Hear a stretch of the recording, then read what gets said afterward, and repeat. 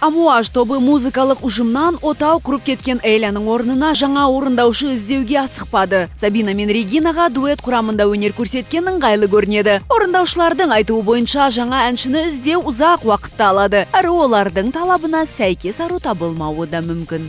Нет, третью солистку мы не будем брать, мы оставим. Үшінші солистканы алмаймыз, дуэт болып қаламыз, себебі өзімізге осылай жайлы. Онымен қоса үшінші әншіні ұзақ іздейтін түріміз бар. Біздің көңілімізден де шығу оңай нәрсе емес. Бұл әрине әзіл. Енді дуэтке айналған Амуаж ұжымы бір әдемі аруға азайса да тыңдармандарының қызығушылығын жоғалтып алудан қорықпайды. Басқа гёрлс-бэндтермен бәсекелестік олар үшін түк те емес секілді.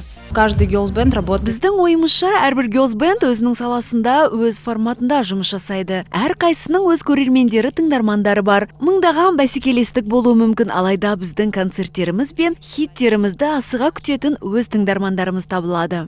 Сабина мен Регина тұрмыс құруға асығар емес, сондықтан олар толықтай шығармашылығына ден қойып жүр. Тек жетіспей жүргені жаңа сапалы хит.